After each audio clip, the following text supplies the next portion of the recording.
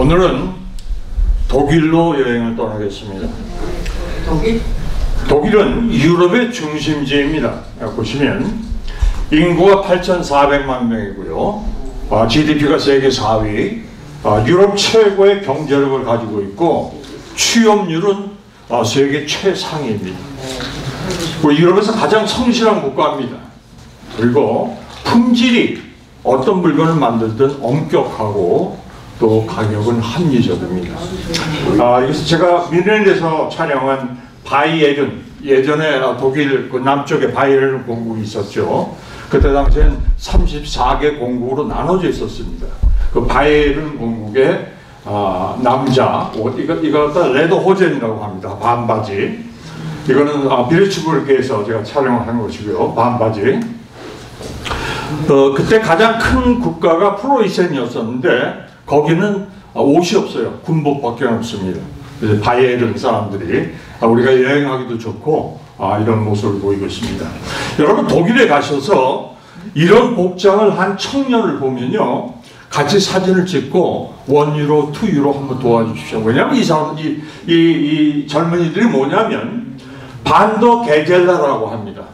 이 독일에는 대학을 가지 않고 기술을 배우려고 하는 사람들이 처음에 견습생으로 시작해서 나중에 3년 1일 동안 어떤 데는 또 5년 이렇게 가는 데도 있어요. 3년 1일 동안 고향을 떠나면서 삶과 기술을 일으킵니다. 그래서 이걸 갖다 게젤라라고 하는데 이 사람은 반도 게젤레, 여행을 하는 사람이기 때문에 이런 복장입니다. 이런 옷짐을 메고 이걸 지금도 독일에서 볼 수 있다는 것입니다. 이 사람들이 목수나 이런 사람들 검은색을, 이 사람 목수입니다. 그 뭐 여러 가지가 있는데 한 수백여 종이 있습니다. 근데 이 사람들이 하는 게 뭐냐면 부모의 도움을 전혀 받지는 않습니다. 그리고 가난과 자립 속에서 배워나가는 것이죠. 그 다음에 고향에서 멀리 떨어져 있어야 하고 차를 타지도 않습니다. 걷거나 히치하이킹만 하고 숙박이나 공방이나 이런 것들도 어디를 가든 독일인들은 이 사람들을 대우를 해줘요. 다 기술 좀 일하게 하고 먹게 하고, 이게 독일 전통 창입니다. 이거 제가 에르푸르트에서 촬영한 건데요. 독일은 또한 철학과 문학과 예술의 나라죠. 듀러에서부터 쇼펜하우어, 헤르만 헤세에 이르기까지. 근데 특히 1750년부터 1800년까지는 독일의 천재세기라고 합니다. 왜냐하면 1749년에 괴테가 태어났고 1759년에 실러, 1770년에는 휘더링, 헤겔, 베토벤이 한꺼번에 태어났습니다. 그야말로 고전적 정신의 시대라고 할 수 있던 것이죠. 여러분, 한국의 노벨상 수상자가 2명입니다. 독일이 몇 명인지 아십니까? 115명. 어마어마한 거죠. 하지만 독일은 제2차 세계대전 때 많은 잘못을 저질렀습니다. 그래서 독일 어디를 가도 이 사람들이 잘못을 반성을 합니다. 이런 것들을 다 볼 수가 있어요. 1970년에는 이 브랑트가 이 앞에서 무릎을 꿇기도 했었죠. 그 다음에 여기 베를린인데요. 이 독일의 중학생들과 고등학생들이 다 이거를 배웁니다. 이 가르쳐줘요. 옛날에 우리가 얼마나 잘못했는지를. 그래서 이것이 공포의 토포그래피 박물관입니다. 이것이 베를린에 가면 있는데, 이것이 나치 정권 시절에 게스타포와 SS 친위대가 있던 어마어마한 무시한 데예요. 거기에 들어가서 독일 학생들이 다 공부를 한다는 것입니다. 이 학생들 공부를 하는 것은 다시는 이런 역사를 반복하지 않겠다고 하는 그 다짐을 얘기하는 것입니다. 기가 막힌 것이죠. 또한 독일에서 지금 나치를 찬양한다든가 홀로코스트를 부정한다든가 하켄크로이트 문장을 사용한다든가 하일 히틀러 이걸 한다든가 하면 3년의 징역이 청하게 됩니다. 어마무시한 거예요. 이것이 바로 독일입니다. 근데 독일을 제가 지난 한 32년 동안 여행을 해보니까 독일인이야말로 깨끗하고 정직한 걸 제가 알게 됐어요. 제가 한 15년 전에 시골을 여행하면서 사진을 촬영하다가 사진기를 메고 기차에 올라탔습니다. 그런데 가다 보니까 가방을 잊어버렸던 거예요. 카메라만 메고 가방을 놓고 갔던 거죠. 한 4시간 만에 돌아갔을 때 그 영무원은 제가 가지고 있던 패스포드, 크레딧 카드, 유로, 달러, 제 전 재산이 들어간 이것을 그대로 가지고 있었어요. 저는 살해를 하려고 했지만 이 독일 영무원은 받질 않았습니다. 이것이 독일입니다. 독일은 또한 맥주가 정말 물보다 쌉니다. 얼마냐면 여러분 알디, 리들 다 아시죠? 이게 독일에서 온 슈퍼마켓 체인입니다. 독일에 가면 이게 다 있습니다. 이 12온주, 16온주 맥주가 40.5시간 합니다. 그다음 우리가 잘 아는 백스비어 16온주 캔 99전밖에 안 합니다. 이것이 바로 독일인데, 독일은 또한 음식이 맛있습니다. 여러분 독일 음식 맛있는 거 잘 모르시죠? 독일 음식이 저는 유럽에서 가장 맛있다고 생각하는 사람입니다. 왜냐하면 이 브라트푸르스트라고 그러죠. 이 소세지가 이 독일에 1,500종류가 있습니다. 1,500종류. 그리고 여기 슈바인 학생이 있죠. 이게 또 기가 막히게 맛있습니다. 이 사우크라우, 이게 김치 비슷한 이것도 맛있고요. 포테토, 이게 아주 기가 막힙니다. 근데 이게 여기는 스페치알이라는 레스토랑 아주 유명한 데입니다. 이 반베르크에 있는데 요게 제가 오더한 쇼이 펠레 돼지 어깨살, 그 다음에 감자 얼마나 쫄깃쫄깃하고 맛있는지, 사우크라우, 또 부어스트, 빵, 큰 맥주 2개. 이게 얼마 낸지 아세요? 유명한 식당입니다. 이게 올해인가 몇 개월 전에 제가 여행한 얘기입니다. 36유로 40불. 저와 아내가 앉아서 40불 주고 이렇게 맛있는, 이렇게 기가 막힌 음식점에서 했다는 건데, 더 놀라운 건 이 음식점이 1536년 500년의 역사를 자랑하고 500년 역사의 레스토랑에서 앉아서 이런 기가 막힌 대접 음식을 먹고 이 웨이트레스한테 2유로만 주면 아주 좋아해요. 이게 독일입니다. 독일은 자동차를 운전해서 해도 되지만 기차를 여행하는 것이 최고입니다. 이번에도 저는 기차를 통해서 한 달 저먼 레일 패스 플렉스라고 합니다. 이 플렉스라는 것은 한 달 동안에 내가 다니고 싶은 그 날짜만 기차를 타면 되는 거예요. 그게 3일도 있고 4일도 있고 7일, 15일까지 있습니다. 15일이면 한 달 여행을 할 수 있습니다. 왜냐하면 매일 기차를 타는 게 아니기 때문에 그 15일짜리를 타면 기차 그 IC, 가장 빠르게 IC라고 하는데 186km를 막 달리는 거죠. 어떤 기차든 마음대로 내가 렌트한 것처럼 그냥 탈 수가 있어요. 그래가지고 제가 아내와 함께 15일짜리 이걸 타가지고 이게 얼마를 냈냐면 960불을 냈습니다. 두 사람이서. 그것이 실컷 독일을 다 여행하고 계산을 해보니까 3,200불 썼어요.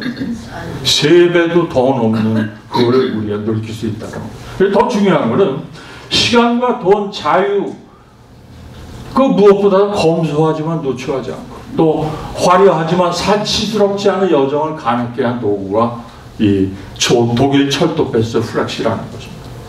운전해서 사고 날 걱정도 없고 아주 편안하게 독일 철도, 스위스 철도, 유럽에서는 최고입니다. 그 여정의 페이지를 지금부터 한 페이지씩 넘어가도록 하겠습니다. 여기 베를린입니다. 브란덴부르크 문이 있죠. 한때 동서독을 나눈 장벽의 배경이었습니다. 여기 어떤 그 아까 말씀드렸던 유대인 학살 희생자 추모비, 이 어마어마하게 큰 광장에 이 콘크리트 만든 이 유대인들의 이 상징감을 상징적으로 포함한 것이 무려 2,711개가 여기 넓어져 있습니다. 이게 독일인들이 만든 겁니다. 자신들의 잘못을 반성하기 위해서. 독일에는 박물관도 많습니다. 6,800개, 베를린만 180개, 그 중에서도 베를린 섬이라는 데는 유네스코 세계문화유산이 아주 중요하게 5개가 있는데 여기에 베를린 성당이 쫙 있습니다. 근데 이게 가톨릭이 아니에요. 이게 연합 개신교회입니다. 부르기를 그냥 대성당이라고 하는 것이죠. 그 다음에 베를린 신박물관에 가면 기원전 1445년 3370년 전에 만든 이런 작품도 볼 수가 있고, 또 튀르키예에 있는 베르가마 페르마운 재단을 전체를 갖다가 여기다 만들었습니다. 또 그 유명한 이슈터른까지. 이게 전부 당시 터키의 그 술탄한테 허락을 막고 가져온 겁니다. 독일인들이. 그래서 이런 데 가면 이 터키 사람들이 와서 뭔가 아이고 우리 유산 여기 와 있구나. 어쩔 수가 없어요. 자기들의 술탄이 허락하고 가져온 거기 때문에. 자, 여기가 프랑크푸르트입니다. 유레이머 광장 아주 유명하고 아름다운 곳인데요. 프랑크푸르트 하면 누가 있냐면 괴테가 있습니다. 괴테가 여기서 1749년에 태어났죠. 이게 태어난 곳이고 여기에 박물관 2개가 다 한꺼번에 되어 있습니다. 이 안에 들어가면 괴테의 아버지가 워낙 그 유명한 사람이어서 신성 로마 제국 황제의 고문관이었고 변호사였고 법률가였었습니다. 그래서 수많은 책, 그림들이 쫙 있었는데 그 어려서부터 아버지의 책을 읽으면서 자란 것이 괴테입니다.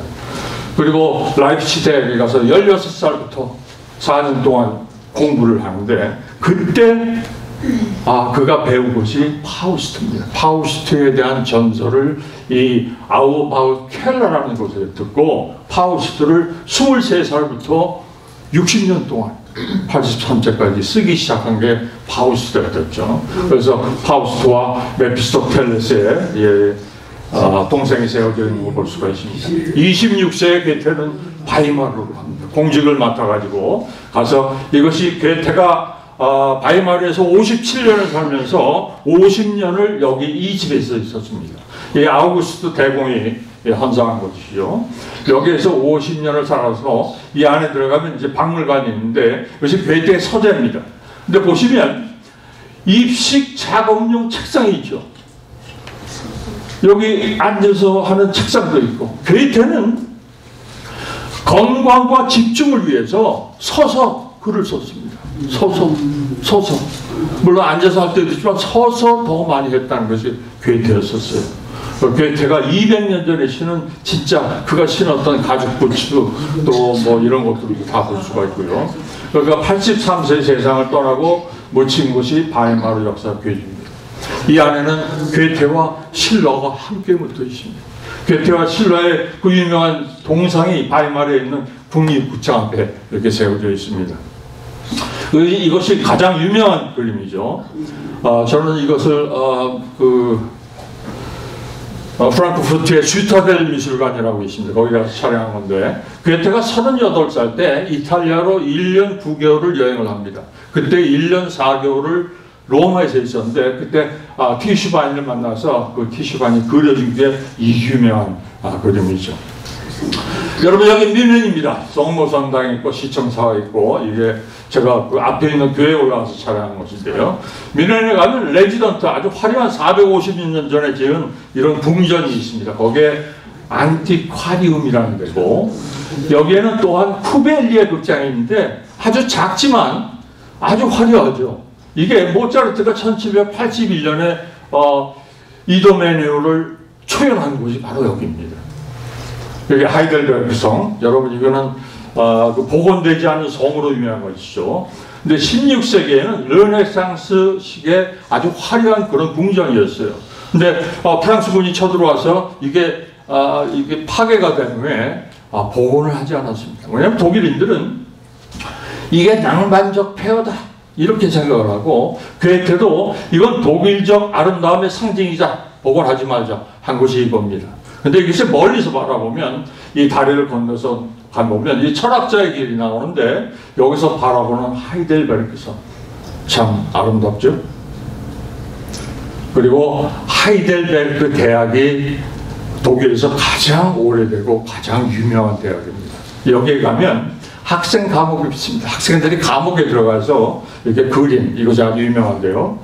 우리한테 하이델베르크는 황태자의 첫사랑으로 아주 유명하죠. 그 배경이 된 곳이기 때문에 이 마리오 란자가 드링 하면서 하는, 근데 마리오 란자가 영화에는 못 나왔어요. 왜냐하면 살이 불어가지고 쫓겨났어요. 그 대신 그 목소리는 그 에드워드 퍼덤 그 배우에 의해서 나오게 됐던 것이죠. 그래서 그 예전에는 황태자라는 한국 레스토랑이 있었어요. 근데 이번에 가보니까 없어졌더라고요. 근데도 네 군데나 한국 레스토랑이 있습니다. 이건 뉘른베르크입니다. 아주 고풍스럽죠? 여기서 가장 많은 관광객들이 가는 것이 장인의 안뜰이라는 곳이고, 이 뉘른베르크는 알프레드 뒤로 르네상스의 그 독일 최고의 화가가 태어난 곳이 여기입니다. 그래서 그의 동상이 세워되어 있고요. 또 뒤로 박물관, 이게 15세기, 16세기에 뒤로가 살던 집입니다.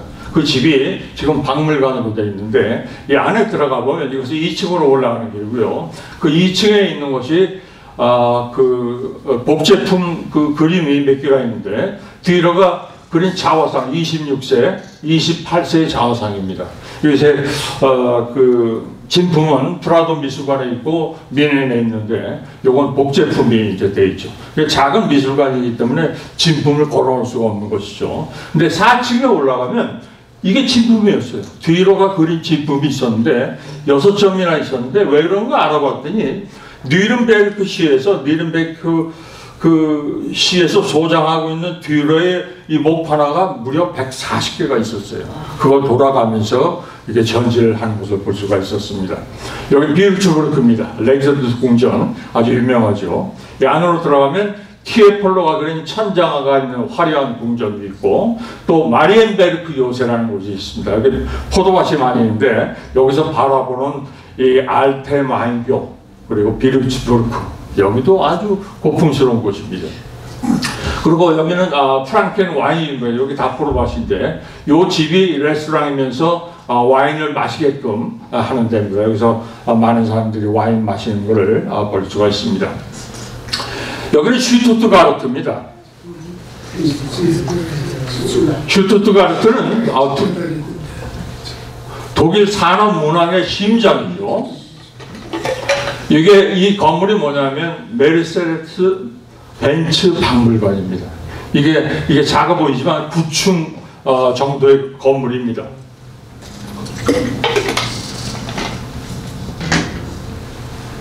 그래서 이 안에 들어가면 벤츠 차량이 160대가 있고, 또 전시품이 1,500개 정도에 이루어져 있는데, 그 중에서 유명한 것이 이 벤츠 패턴트 모토바겐이라는 것입니다. 이 자동차가 인류 최초의 개솔린 엔진입니다. 이게 칼 벤츠가 1888년에 발명을 하고 나서, 이 발명가니까 뭐 어떻게 할지를 모르고 있었던 상태에, 그 아내였던 베르타 벤츠가 두 아들을 데리고 여기에 태서 그 만하임에서 포르츠항까지 자기 친정 집을 이틀 동안에 거쳐서 갑니다. 세계 최초의 자동차였던 거죠. 이때 사람들은 놀라가지고 두려워서 도망가는 사람도 있었고, 또 이렇게 나중에는 경탄과 호기심으로 바꿨다고 합니다. 그래서 지금도 독일에 가면 이 베르타 하이웨이가 그대로 남아 있습니다. 그리고 또 하나 유명한 것이 1955년에 만든 울렌하우트 쿠페라는 것인데요. 이 벤츠의 철학이 뭔지 아십니까? 세계 최고가 아니면 만들지 않는다는 거예요. 그 중에서도 이 자동차는 2대밖에 안 만들었어요. 그 2대 중에 한 대가 이거고, 또 한 대가 2022년에 1억 4,300만 달러에 팔리게 바랍니다. 세계에서 가장 비싼 자동차라고 할 수 있는 것이죠. 여러분, 이 독일 사람들은요, 돼지고기를 좋아합니다. 돼지 박물관도 있어요. 이게 슈투트가르트인데요. 돼지 박물관이 있는 국가가 독일하고 한국입니다. 한국이 한 몇 년 전에 있다고 그래요. 이 안에 들어가면 돼지에 관한 모든 게 다 있어요. 그다음에 이런 사진도 있습니다. 이게 19세기, 20세기에 독일인들한테는 이 돼지가 집안의 보물이었어요. 이게 뭐라고 그러냐면, 슈바인 하벤, 그러면 이게 무슨 뜻이냐면, 돼지를 나 돼지 한 마리 있어 하는 거는 행운을 얻었다. 행운이다. 그래서 이 독일은 돼지고기로 만든 음식이 아주 맛있습니다. 여러분, 여기 튀김냉면입니다. 여러분, 독일에 가시면 이 튀김냉면은 반드시 가셔야 돼요. 슈투트가르트에서 아주 가깝고, 또 아주 유명한 것들 그 주위에 있는데, 이 튀김냉면이 그 플라타너스 산책길입니다. 이게 아주 아름답죠? 여기에 그 튜빙겐 대학의 천재 삼총사 헤겔, 힐더린, 시엘링이 여기서 같이 공부를 했어요. 그래서 여기 바로 이 플라토스 그 산책길 바로 앞에 보이는 게 이 필더린 탑입니다. 이 세 천재 중에 이 튜빙겐에 가장 많이 흔적을 남긴 사람이 필더린. 이 필더린의 시비와 흉상이 있고요. 그 다음에 신학교에 기념 공간이 있고, 필더린 거리가 있고, 광장이 있고, 산책길이 있고, 학회가 있고. 그래서 여기서 좀 더 올라가면 이 헤켄하워라는 서점이 나오는데, 이 서점이 헤르만 헤세가 18살부터 3년 동안 점원으로 일하면서 책을 읽고 공부한 것이 바로 이 헤켄하워 서점. 지금 문을 닫았어요. 그러나 그 헤르만 헤세 젊을 때 사진이 걸어놓고 여기에 헤르만 헤세가 했다 하는 그런 저희가 있는 것을 볼 수가 있습니다. 헤르만 헤세도 필더린을 존경했어요. 괴테보다 더 존경하기 필더린이었습니다. 필더린을 갖다 뭐라고 그러냐면 언어가 아니다, 빛이다. 그리고 여러분 하이데거라는 철학가가 있습니다. 철학가는 뭐라고 그러냐면 필더린을 시인 중에 시인이다. 그는 독일 정신의 근원이다. 이렇게 얘기를 했습니다. 여러분 튜빙겐은 아주 아름다운 곳입니다. 슈투트가르트, 튜빙겐, 또 칼브라는 곳이 있습니다. 거기는 반드시 방문을 해야 됩니다. 여기도 이쁩니다. 이것이 밤베리 건데요. 그 아까 시오이 펠레 그 만든 그 유명한 그 레스토랑 임대가 여기입니다. 여기 이게 시청사예요. 이 강 안에 이 강이 흐르는데 그 중간에 그냥 해놨어요. 예전에 교회와 주민들이 싸울 때 이 협 안 돼가지고 그러면 그냥 여기 중간에서 세우자 해서 만든 게 이건데 지금 아주 아름다운 건축물이 돼버리는 것이죠. 또 여기 밤베르크 대성당에 가면 이 13세기에 만든 밤베르크 기수가 있습니다. 유명한 거고요. 또 아까 말씀드린 스페치얼 그 500년 된 레스토랑 외에 또 유명한 것이 슐렌켈러라고 하는 레스토랑 겸 양조장입니다. 이건 언제 만들었냐면요. 1405년, 620년의 역사를 자랑합니다. 이 한국이나 일본 50년, 100년 역사에 뭐 하죠? 이건 아무것도 아닌 것이죠. 독일에 비해서는. 근데 이 레겐스부르크는 미넨에서 한 1시간 반만 올라가면 나오는 도시인데요. 여기는 히스토리세 두어스트 큐에라는 이 레스토랑이 있습니다. 여기 가보신 분 혹시 있어요? 이게 얼마나 오래된데 아십니까? 1130년. 890년의 역사를 자랑합니다. 890년 동안 이 소세지를 구운 거예요. 괴테도 여기 왔었고요. 저희도 이번에 가서 아주 맛있게 먹었는데 가격도 저렴하고 아주 맛있고. 여기 울룸입니다. 고딕 성당 중에 가장 높은 162m의 높이를 자랑하는데 여기에는 빵 박물관도 있습니다. 여러분 독일의 빵이 유명한 거 아세요? 프랑스만 유명한 게 아닙니다. 빵 종류가 몇 개나 되는 줄 아십니까? 3,200종류. 빵만. 맥주 5,500종류. 그야말로 빵과 맥주의 나라라는 것이 빵도 맛있고 맥주는 뭐 세계 최고고요. 여러분 유럽에서 가장 충격적인 풍경을 가지고 있는 성당이 퀼른입니다. 퀼른 역에 내려서 뒷문으로 나와서 왼쪽으로 가다가 올려다보면 이게 어마어마한 시커먼 건물이요. 하늘로 그냥 올라가 버렸어요. 대단한 건물입니다. 이 바로 뒤에는 루트비 미술관이 있습니다. 이 피카소의 그림이 전 세계에서 두 번째로 많이 가지고 있는 것이 여기 900여 점이나 가지고 있습니다. 그 외에도 독일의 도시로는 바덴바덴, 이런 바덴바덴은 남녀 공용 빨개 벗고 들어가는 목욕탕이 있습니다. 네, 바로 여기는 수영복을 입지만 이 건물에 가면 남자 여자 같이 빨개 벗고 들어갑니다. 일부러 저도 한번 들어가 봤는데 정말 남자 여자들이 같이 빨개 벗고 아무렇지 않게 다닙니다. 이 바덴바덴 콘스탄츠 임페리아 상으로 유명한 데고요. 리베크 여기도 고풍스러운 북부에 있는 도시인데요. 중세에 지은 홀스타인 문이 있고 드레스덴이 옛날 동독 지역인데요. 드레스덴 정말 아름답습니다. 드레스덴에서 체코 프라하도 버스로 2시간이면 가요. 그래서 체코 드레스덴 같이 보는데 드레스덴 드레스덴은 누구나 가도 감동할 만한 그런 데입니다. 이것이 군주의 행렬, 여러분 마이센 자기라고 그 비싼 자기 있죠? 그걸 구워서 만든 게 이 군주의 행렬입니다. 그 다음에 브릴의 테라스, 이 테라스에서 여기 엘베강이 있어요. 엘베강을 바라보는 사람들 아주 아름다운 곳이고요. 여기서 젊은이들이 이렇게 여행의 낭만을 만끽하는 걸 볼 수가 있습니다. 여러분 클래식 음악 좋아하십니까? 바흐, 핸델, 베토벤, 슈만, 브람스, 바그너 전부 독일입니다. 여러분 여기 라이프치히 게반트하우스라는 공연장인데요. 이 베를린 필하모닉만큼 유명한데 아주 기가 막혀요. 이런 것이 독일의 베를린에 가면 필하모닉, 바이에른, 미넨, 바덴바덴, 함부르크, 슈투트가르트, 드레스덴에 가면 젬프 오페라 이런 데가 여러분 쉽게 들어갈 수 있다는 거예요. 여행하면서 20유로, 30유로, 50유로 가지고도 이 어마어마한 최고의 오케스트라의 뮤직을 감상할 수 있다는 거죠. 여러분 독일은 음악의 전부 음악의 도시인데 거기에 그 베를린에도 베를린 필하모닉 오케스트라 하나, 두 개, 세 개 도시마다 이게 있습니다. 그 실력이 거의 비슷합니다. 그걸 그냥 저렴한 가격에 다 볼 수도 있다는 거예요.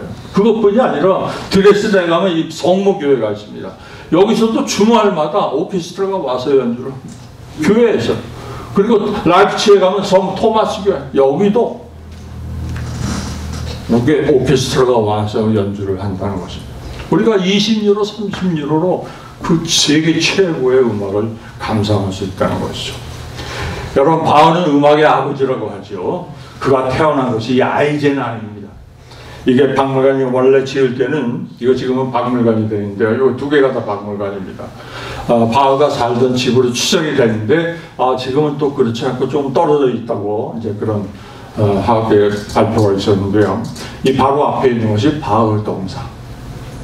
그 안으로 들어가면 그 작곡 스튜디오 또 뭐 그때 당시에 부엌 또 침실 또 요한 세바스찬 바흐의 최초의 전기집 이런 것도 전시되어 있고 그 바로크 시대 당시에 그 쓰던 악기 그리고 직접 바흐 그 전문가가 하프시코드로 피아노가 아니라 하프시코드로 바흐 음악을 연주하는 걸 볼 수가 있습니다. 바흐의 발자취를 완전히 다 덮어볼 수 있는 것이죠. 바흐는 10살까지 이 아이젠하흐에서 살았기 때문에 여기서 세례를 받고 여기서 이제 학교를 다녔는데 놀랍게도 200년 전에 마르틴 루터가 여기서 학창 시절을 보냈어요. 그리고 나중에 그 보름수 회의에서 쫓겨난 후에 여기 와서 또 설교를 한 것이 이것입니다. 200년의 역사를 거쳐서 마르틴 루터와 요한 세바스찬 바흐가 같이 있었다는 것입니다. 음악과 말씀이 한꺼번에 있는 것이죠. 그래서 여기도 박물관이 있습니다. 박물관에서 다 차려낸 것인데요. 그가 학생 시절에 14살부터 17살까지 있었는데 그때 그 합창을 하면서 들고 다녔던 16세기 헌금통이 여기 있습니다. 이 마르틴 루터가 수도사가 된 것은 그야말로 하나님의 섭리였었습니다. 왜냐하면 그가 아이젠하우에서 학창 시절을 보내고 난 후에 에르푸르트에 가서 대학을 다니고 인문학 학사, 그다음에 1505년에 철학 석사 이렇게 받아요. 19살 때 학사가 됐습니다. 그러던 1505년에 7월 2일 날 벼락 사건이 떨어지게 됩니다. 갓집을 하는데 갑자기 벼락이 옆에 떨어졌다. 깜짝 놀라가지고 아이고 그때는 다 카톨릭이었으니까 성 안 나요. 저를 살려주신다면 수도사가 되겠습니다. 이렇습니다. 하나님이 부르신 거죠. 그 2주 만에 들어간 게 이 아우슈트리아 수도원입니다. 그 에르푸르트에 있습니다. 여기에 들어가서 헬라어를 공부하기 시작합니다. 그리고 나중에 비텐베르크 대학에 가서 사제 서품이 되고 신학 박사가 되고 성경학을 강의를 하고 1517년에 95개 조항 발표를 비텐베르크에 붙이고 보름스회를 통해 가지고 제국의 무법자다 2단으로 처단이 되는 거죠. 그리고 그가 이제 그 선지어 프리드리히에 의해 가지고 이렇게 숨어든 것이 바르트부르크 성입니다. 아이젠하우의 그 교회에 있습니다. 여기에 들어가면 이것이 루터의 방입니다. 마르틴 루터가 신약을 1521년부터 12월까지, 그때 당시에 뭐 라틴어 성경밖에 없었죠. 그걸 라틴어도 아니고 헬라어로 번역을 해가지고 독일어 성경을 만들어 놓은 것이 이 1521년이었습니다.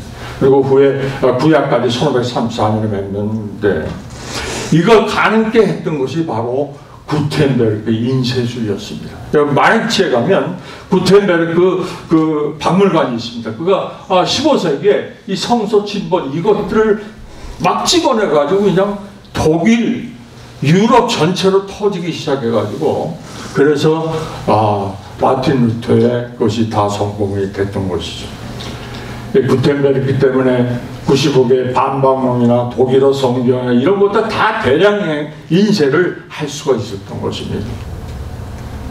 다시 바우 얘기로 돌아와서, 여기는 독일의 북부에 있는 리베크라는 곳입니다. 아까 그 홀스타인 문이라고 있었죠.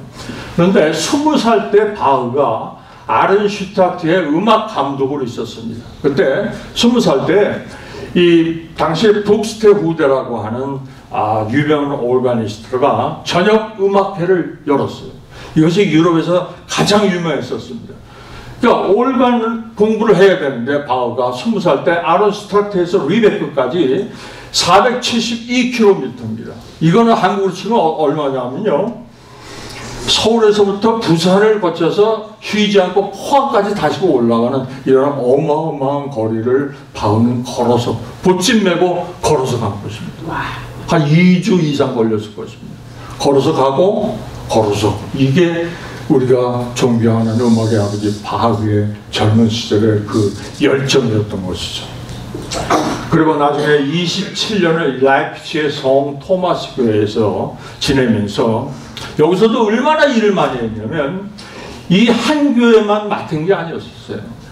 여기에 음악 감독은 라이프치히에 4개 큰 교회가 있는데 그거를 다 감당하는 것이 바우였었습니다. 그래서 그 18세기 초에는 여기는 카페 바움이라는 곳인데요, 이 커피의 도시였었습니다. 그래서 그는 4개의 그 교회를 다 감당하면서 매주 그 작곡을 해가지고 막 올리면서, 또 이 콜레기움 뮤지컬 연주회를 이 카페 짐머만이라는 데서 이제 했는데요, 카페 짐머만이 지금은 없습니다. 그러니까 젊은 사람들을 모이게 해가지고 음악을 가르치고 했는 건데, 여기 지금 박물관으로 되어 있습니다. 이 카페 바움이라는 곳에. 거기 들어가면 이 바우가 맺는 커피 칸타타, 이것도 아주 유명한 작품입니다. 커피를 찬양하는 이런 음악을 맺는 것도 다 볼 수가 있어요. 그리고 65세에 세상을 떠나고 그가 묻혀있는 곳이 이 성 토마스 교회 재단 바로 옆입니다. 목사님이 기도하고 있는 거 제가 촬영한 곳입니다. 그리고 라이프치히에서 25분만 기차를 타고 북쪽으로 가면 할레라는 곳이 나옵니다. 할레. 여러분 이분이 누군지 아십니까?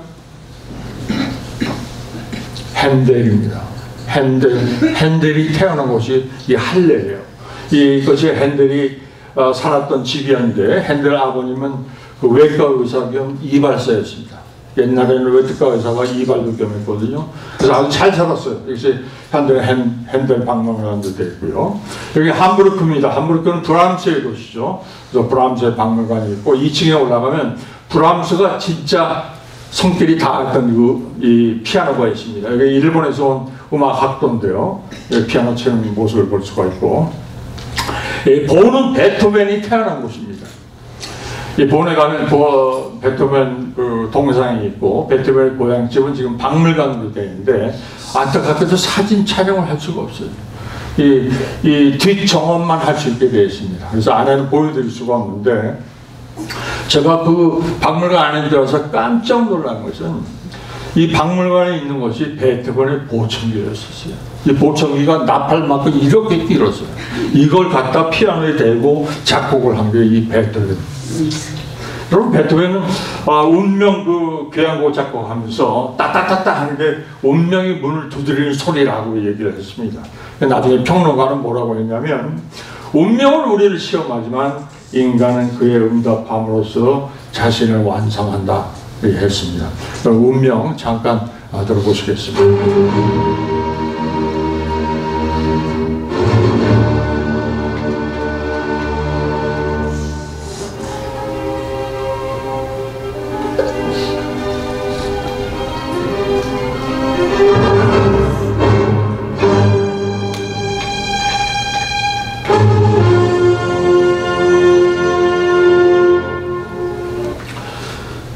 여러분,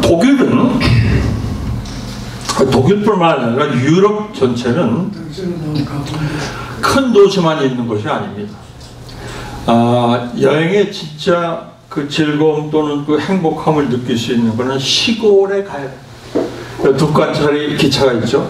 2칸짜리 기차를 타고 덜커덩 하면서 가면 유럽의 시골이 나옵니다. 여기 로텐부르크 오브 데어 타우브라는 데입니다.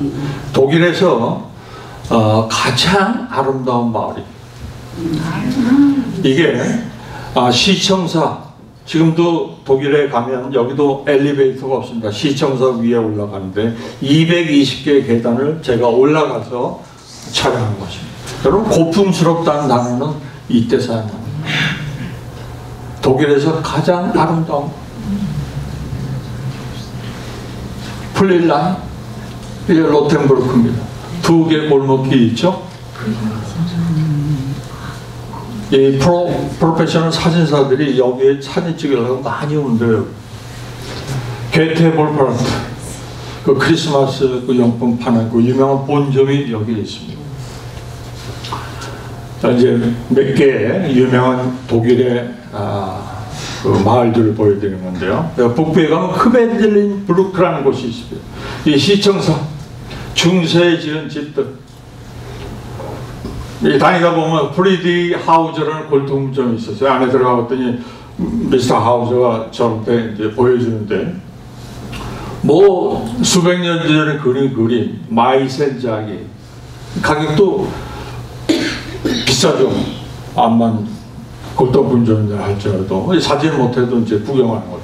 이렇게 아름다운 그림들 하는 곳을 볼 수가 있고, 또 첼레라는 곳이 있습니다. 여기는 첼레 섬인데 여기 국립종마장이 이쪽에 가까이 있어서 이런 조형물이 있었고, 이 마을도 1532년에 지은 집들, 이런 독일식 아름다운 집들이 무려 400여 채나 쫙 있어요.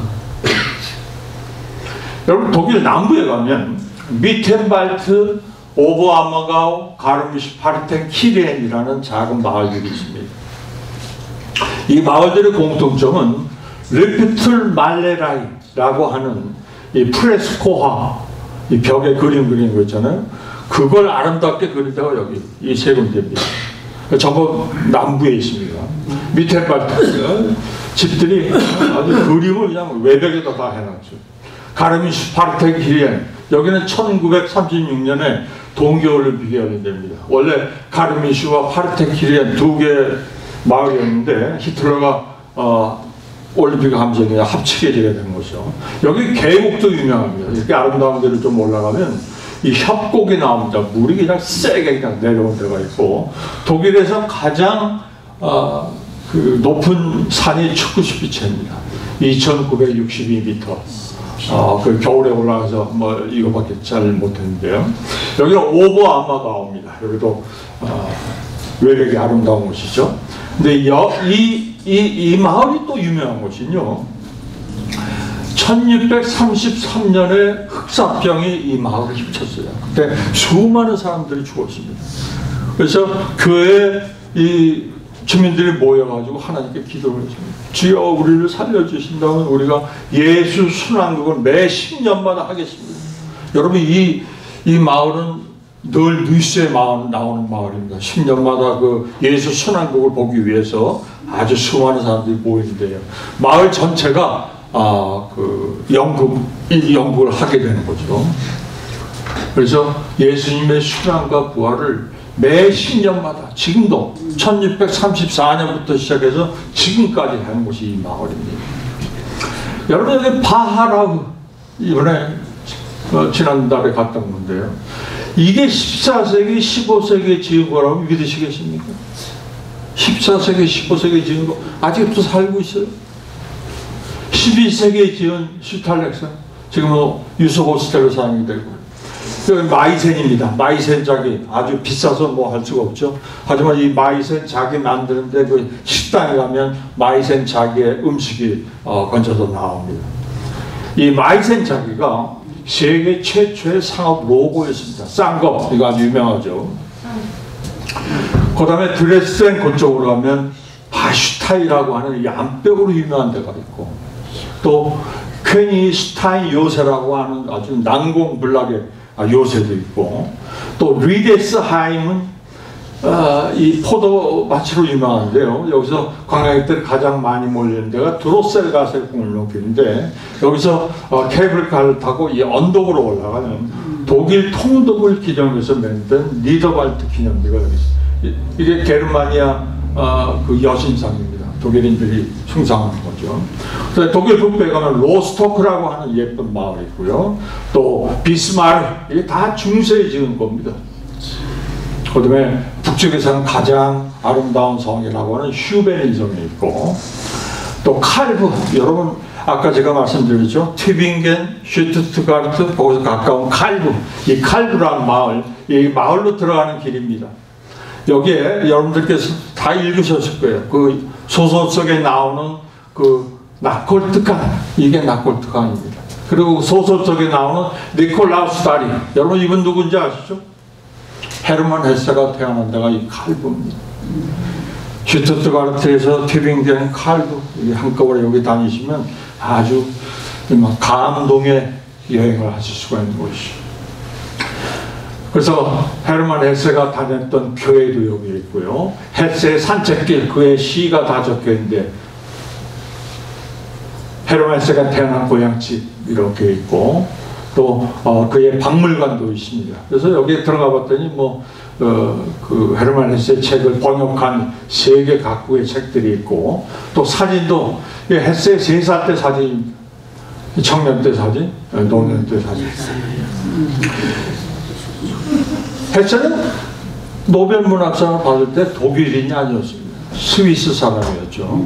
왜냐하면 1923년에 스위스 국적을 획정하게 됩니다. 왜냐하면 그의 그 어머님 고향이 이 스위스였었어요. 그래서 그 스위스 국적을 타가지고 데미안 시타르타 유리아 요일을 쓰고 노벨상을 받은 것이죠. 그리고 그때 옮긴 데가 몬타뉴입니다. 이건 독일이 아닙니다. 근데 이 헤세 얘기하기 때문에 제가 보여드리는 것입니다. 이 몬타뉴라 마을에서 바라본 루가노 호수입니다. 아주 아름다운데 헤세가 살았던 곳이죠. 여기서 43년을 살았습니다. 헤세가. 그리고 묻힌 곳이 아본디오사입니다.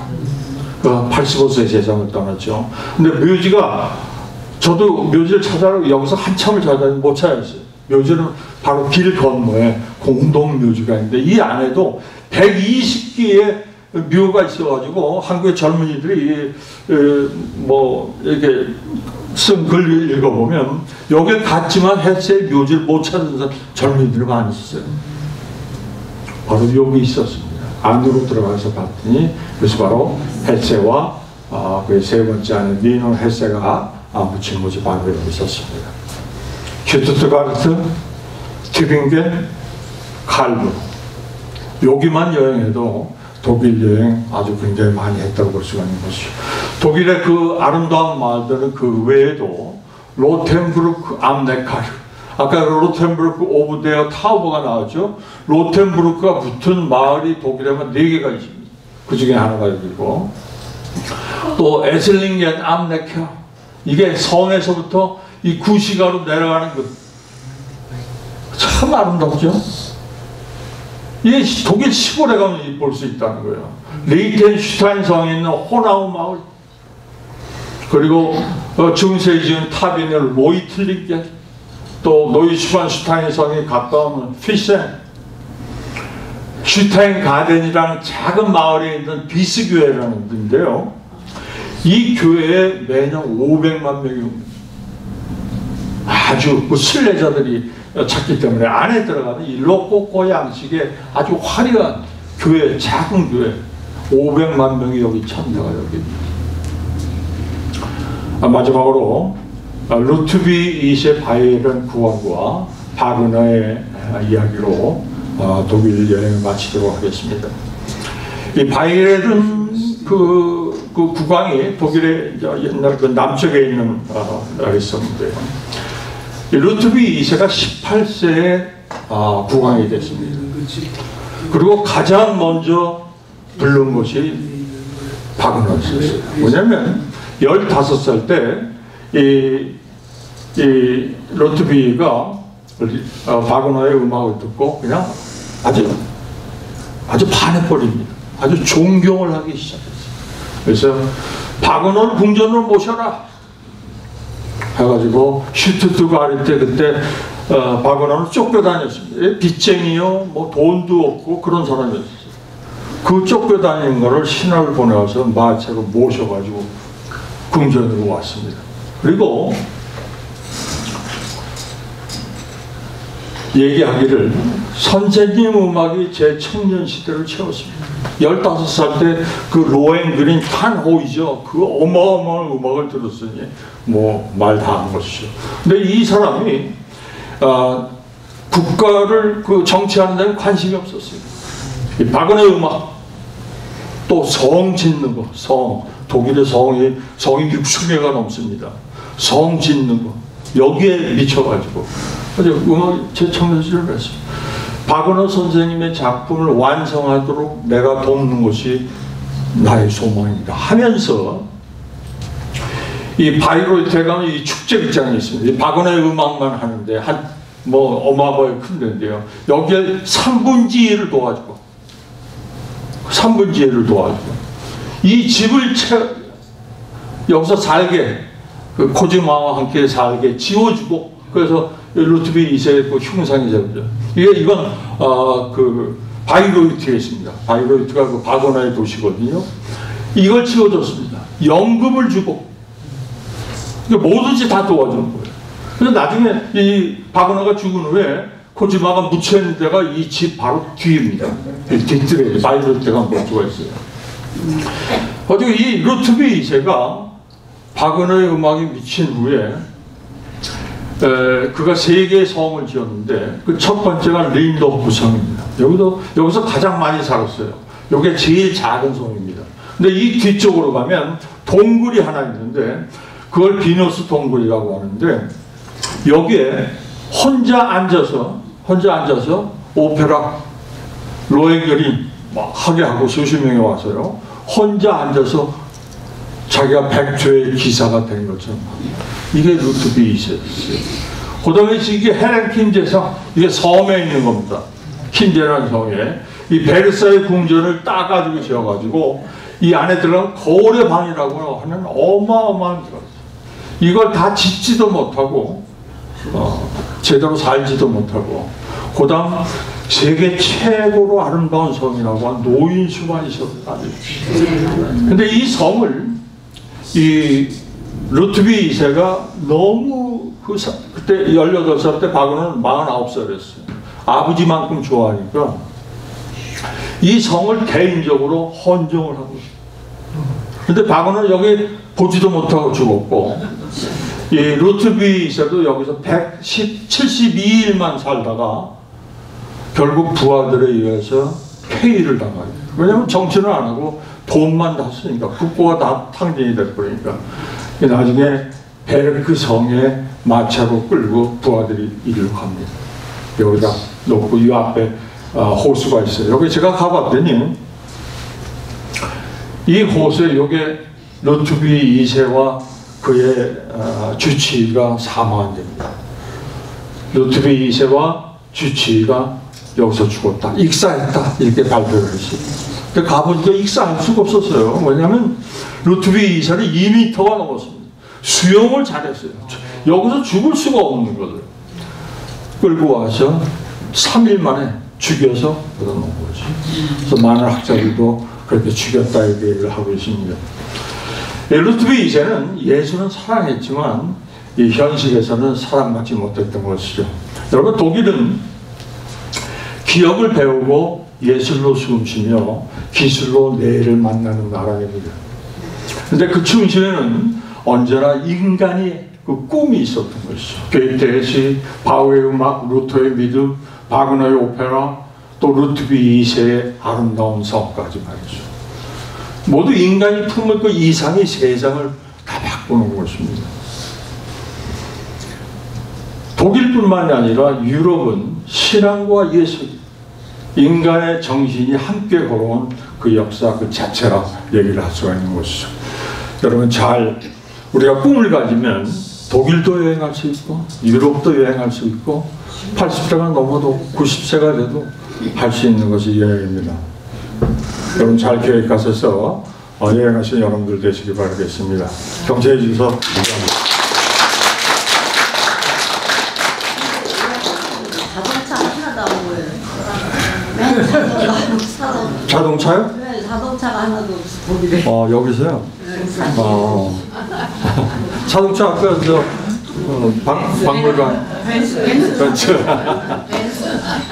독일에서는요 택시의 70%가 벤츠입니다. 택시가 모두 벤츠예요.